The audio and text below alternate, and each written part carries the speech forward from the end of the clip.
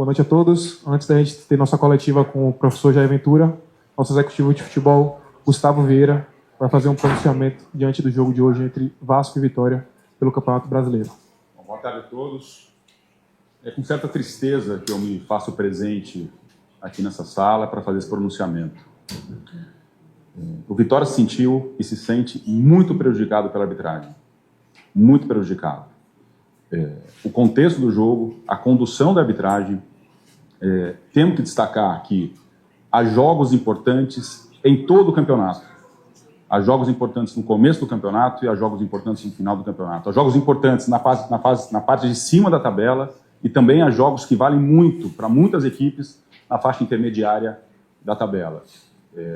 Todos nós temos que ter responsabilidade pelo que se faz no futebol. O futebol é uma condução que ela é coletiva e assim tem que ser conduzido pelas pessoas com muita responsabilidade. Eu tive a informação que hoje, num jogo que vale muito para as duas equipes, o árbitro escalado é um árbitro cuja primeira partida no Campeonato Brasileiro, sendo que uma partida que vale muito. Eu, na condução do futebol do Vitória, quando quero fazer experimentações, não uso os momentos decisivos. Não se usa os momentos decisivos. Assim é para todas as equipes. Assim é para todas as equipes. Ganhar, perder, faz parte do jogo. Vitória já perdeu algumas partidas, ganhou outras tantas. Agora, queria eu estar dentro do vestiário, pessoalmente, com a tristeza de um jogo bem jogado, com uma derrota que poderia ter sido justa, e aí eu me refiro não só à equipe do Vasco da Gama, uma equipe gigante, uma equipe de tradição, que briga pelo seu campeonato. Não me refiro a eles. Faz um bom trabalho. Eu me refiro especificamente sobre a arbitragem. É muito ruim para o futebol sentir-se, e esse é o sentimento do Vitória hoje, assim como será de outras equipes em outros momentos, sentir-se prejudicado por um erro ou por uma condução da arbitragem. 8 minutos há tempo que não se vê no futebol. 8 minutos. E, obviamente, fica confortável oferecer 8 minutos quando já se tem um time com um jogador a mais. Fica muito confortável.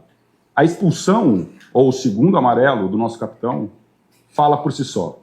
Não vou eu aqui ficar falando ou descrevendo a atitude de um jogador nosso, porque a imagem fala por si só. Basta vê-la. Assim sendo, se contato no peito em que os dois atletas se agarram ou se pegam antes da falta ser batida para buscar conquista de espaço, poxa, se tirar isso do futebol, se isso for cartão amarelo, especialmente sabendo que ocasiona um segundo vermelho, nós vamos ter que repensar muitas regras do futebol. Então, assim, o Vitória se sente prejudicado. O Vitória entende que deva-se ter responsabilidade na condução do futebol e na indicação dos árbitros para suas partidas. Muito obrigado. Fim do pronunciamento, nosso diretor executivo, Gustavo Vieira. Agora vamos com o professor Jair Ventura. Boa noite, professor. Leonardo Santiago, cantor rubro-negro. Eu queria falar, além de toda a questão de arbitragem que o Gustavo já trouxe, não faz sentido a gente repetir, falar um pouco do jogo, especificamente das mudanças que só vieram no segundo tempo. No meu modo de ver, a gente faz um bom primeiro tempo, merece a virada, inclusive. E no segundo tempo, a equipe tem muita dificuldade quando volta e acaba sendo pressionada pelo Vasco. Para não ser engenheiro de obra pronta, porque depois é sempre fácil falar, quando a gente tem ali por volta dos 14, 15, a gente comenta que o time estava muito desgastado também pelo sol, pelo contexto do calor, e que já não seria o momento de fazer alguma alteração. Acaba que a gente tem um gol anulado, acaba tomando o segundo e, consequentemente, a virada. A gente consegue empatar o jogo e as mudanças só vêm, salvo engano, aos 36. Queria entender por que, na minha opinião, claro, então na opinião, porque a demora em mexer e se você vê também que acabou demorando ou o contexto do jogo acabou levando para isso. Obrigado. De nada, boa noite. Olha, eu achei, como você falou dos elogios do primeiro tempo, eu achei que no segundo a gente manteve uma organização muito boa. O Aiton é um cara extremamente cumpridor de função, assim como o Eric, e seriam as duas mudanças que nós iríamos fazer, igual nós fizemos no jogo, na nossa vitória contra o Ceará. Mas eu ainda não, você falou da sua opinião, e a gente está aqui para isso, né? Cada um dá a sua opinião, mas na minha opinião eu achei que ainda estava encaixado, não achei que eles estavam desgastados apesar do forte calor, mas seria uma mudança como acho que todas as equipes que jogam com esses caras do lado, dificilmente eles aguentam 90. E seria uma mudança que a gente já estava programando ali com meus auxiliares. Aí teve a situação da expulsão, a gente muda, né? A gente ainda consegue fazer um gol com um jogador a menos, Mas assim, cara, eu acho que o jogo tava... Para quem tá em casa, então, aquele jogo da TV, né? Quase que eu falo a emissora. Mas do jogo da TV foi um jogo bom. Né? Mas não tem como a gente não falar da situação do Fernando, né, cara? Infelizmente, na minha opinião, cara, todo mundo vai ter seu primeiro jogo. Eu tive meu primeiro jogo na Série A, mas ele acabou sendo determinante no jogo, porque ele tira um cara nosso, de uma maneira que não foi.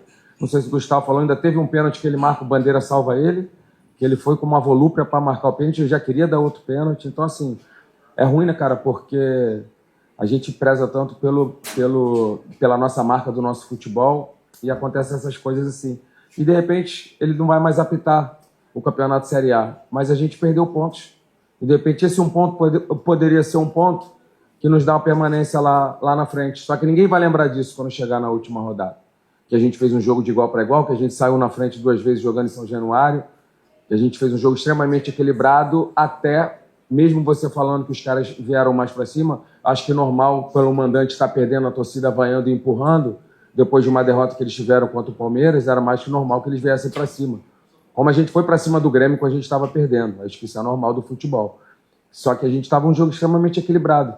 Só que com a expulsão acabou o desequilíbrio. E eu falo mais. Eu cheguei aqui, eu tenho 10 dias de clube. Tenta lembrar para mim um jogo que o Vitória estava precisando do resultado e que teve 8 minutos ou mais a nosso favor. Tenta lembrar. Pode pesquisar e depois me manda se eu estiver errado. Eu não pesquisei, tá? Eu só quero que pesquisem e me mostrem um jogo que a gente teve 8 minutos. No primeiro tempo teve parada técnica. Ele deu 5 minutos. No outro, o VAR foi rápido. Ele foi ali, já viu, já voltou. Ele deu 8 minutos. Então, assim, infelizmente, ele teve uma noite infeliz, uma tarde para a noite, e que acabou prejudicando a nós, o Vitória, né? Então, mais ninguém, a gente fala que, cara, eu acho que dificilmente nos programas que avaliam a arbitragem vão falar que a situação do Rauter foi agressão, ou foi alguma coisa. Ele sabe que ele não podia dar o vermelho, que o VAR poderia chamar. Ele deu um amarelo. E o Robert Renan estava amarelado, matou um contra-ataque, ele não deu o amarelo, porque ele sabia que ele já tinha um amarelo e ia estragar o jogo. Só que ele preferiu estragar o jogo pro nosso lado. Essa é a grande verdade. E tudo que eu falar aqui vai ser desculpa, mas as imagens estão aí. A semana toda vai todo mundo falar que a gente tinha razão, só que os pontos não vão voltar. Não vão voltar. Essa é a grande verdade.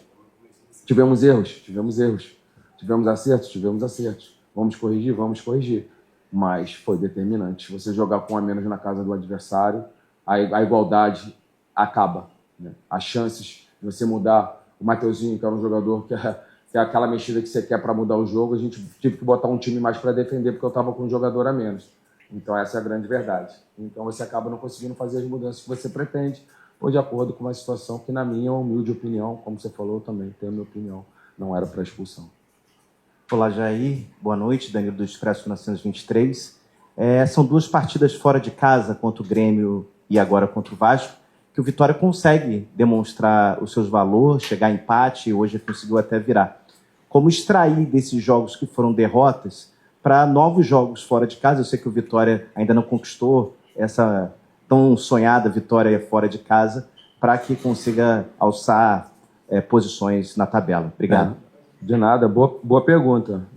Obrigado por ver o mesmo jogo que nós. Ver o mesmo jogo que nós. Acho que a gente fez uma boa partida assim contra o Grêmio. E volto a repetir, é difícil você falar de boas partidas perdendo. Mas hoje, diferente do Grêmio, o árbitro fez um jogo muito, muito bom.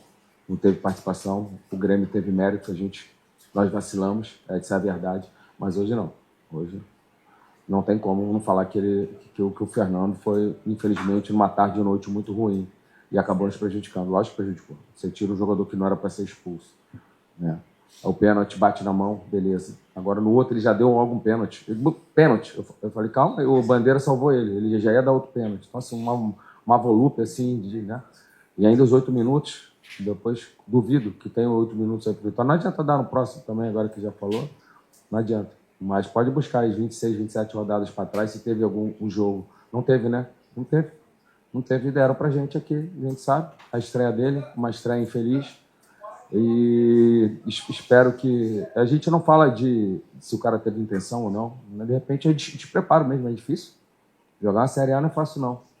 E grandes jogos assim, então, né, na casa do adversário, uma torcida que pressiona. né, que pressiona ainda mais a arbitragem, a gente sabe como é que funciona. E ele acabou cedendo a pressão e o grande prejudicado fomos nós, essa é a grande verdade. A gente não vai desistir. A gente não vai desistir porque ele prejudicou a gente hoje. A gente vai lutar. Até porque o Vasco tem totais condições de vencer a gente sem erros de arbitragem, porque é uma equipe muito qualificada. Uma equipe muito qualificada e tem totais, não tirando o mérito deles, pelo contrário.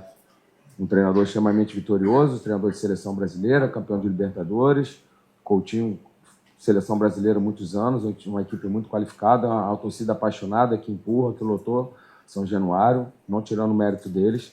Em totais condições de normalidade, eles também teriam as condições de vencer a gente, mas hoje não foi isso que aconteceu. Hoje, infelizmente, o determinante foi o Fernando, que fez uma partida que ele foi muito mal, na minha opinião. Foi determinante, sim, para a mudança do jogo.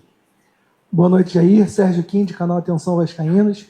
Gostaria que você explicasse como você mudou a orientação para o seu elenco, o seu sistema defensivo no segundo tempo, tendo um primeiro tempo com o Verratti e um segundo tempo sem o Verratti. Muda muito a forma do Vasco jogar. Qual foi a orientação que você deu para os seus jogadores com essa alteração? Obrigado. Boa pergunta. O Vasco é a segunda equipe que mais cruza no Campeonato Brasileiro. E os objetivos da nossa linha de 5 é neutralizar esses cruzamentos, principalmente com os dois beiradas, falar do primeiro tempo, né? Que jogam com o pé trocado, né? O Nuno e o Railan que trazem para dentro e cruzam, é difícil de marcar. Porque eles dão um gato já atrás e já cruza. É o segundo maior time que mais cruza a bola e, para mim, tem o melhor cabeceador do futebol brasileiro, jogando no futebol brasileiro, né? Que é o Verratti. Você chama ele como? Verratti. Então, o Verratti. Para mim, é o melhor cabeceador jogando no futebol brasileiro hoje. E aí, no lance que a gente perde a bola, a gente vai, se preocupa com ele e vem um outro jogador e faz, mas como é que foi o gol? A origem? Cruzamento. A gente tomou 4 gols, 3 foram como? A grande arma forte do Vasco. A gente com 3 zagueiros para neutralizar, foi estudado, foi trabalhado, a gente tentou neutralizar e não neutralizamos, essa é a grande verdade. Mas eu tenho todas as minhas preleções gravadas e o nosso objetivo foi neutralizar isso. Tomamos 3 gols assim, com a arma forte, mesmo você sabendo. A gente sabe que tinha que neutralizar, mas sofremos assim, porque eles são muito bons no que fazem, né? Foi o Piton que cruza a última bola. Vou voltar logo na nossa vez também, né? É o cara que tem o maior número de assistentes, bota a bola na cabeça. Foi assim no nosso jogo lá, ele botou a bola na cabeça do Verratti. O Verratti fez o gol. E por isso que eu falei, cara, não tirando o mérito, cara. O Vasco é o time que mais cruza, o segundo que mais cruza a bola e tem um acerto muito alto. Fizeram gols assim. Mas eu acho, como o amigo achou, eu acho que com 11 contra 11 o jogo seria diferente. Porque a nossa equipe em nenhum momento tomou o gol, se omitiu, desistiu de jogar, a gente pressionou, marcou alto. A gente jogou o jogo, né? Acho que o jogo, para quem viu na televisão, um jogo de muitos gols é bom, né? Mas poderia ter sido esse jogo de muitos gols sem o árbitro ter sido determinante, para minha opinião, na partida.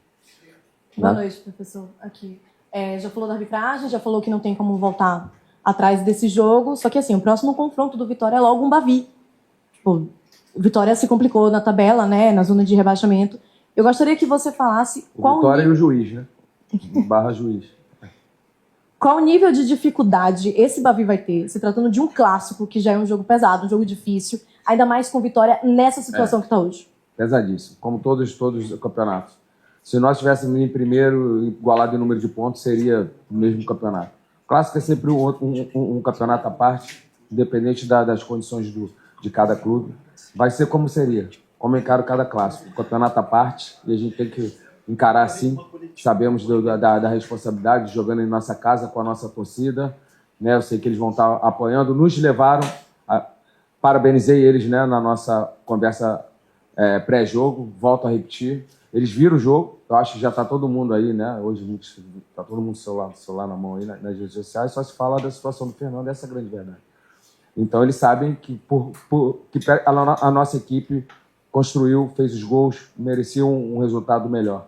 Então, assim como o nosso companheiro falou aqui da situação do Grêmio. Só que a gente sabe também que a gente precisa não só jogar bem e vencer, porque senão, se a gente vai acabar o campeonato, se a gente não vencer um jogo fora, isso já fazendo um recorte geral, tirando a situação do Fernando hoje, que ele não teve participação nos outros jogos fora, a gente poderia ter, a gente tem que vencer jogos fora também. É uma equipe que quer permanecer, tem que vencer. E a gente veio totalmente focado para isso hoje. Parecia que a gente ia estar próximo, tomamos um gol logo no início do segundo tempo, assim como foi no primeiro tempo, mas mesmo assim ainda fomos buscar. Mas não deu. Mas o jogo, não adianta a gente botar fogo no jogo, que ele já tá queimando. Esse jogo já não precisa falar, todo mundo já sabe o que é, e a gente vai entrar com muito focado para a gente buscar essa vitória, né? E que a gente fez isso quando a gente perdeu do Grêmio, a gente venceu e possamos fazer novamente, perder fora e vencer em casa, e aí depois pensar lá na frente em ter uma sequência, porque sem a sequência, se a gente não conseguir sequência, vai ser difícil a nossa permanência. Então temos que ganhar os jogos fora sim, mas agora é pensar no nosso clássico junto com a nossa torcida, e que a gente possa voltar a vencer em casa. Coletivo de imprensa com o treinador Jair Ventura encerrado. Tchau, gente. Boa noite, boa semana para todos.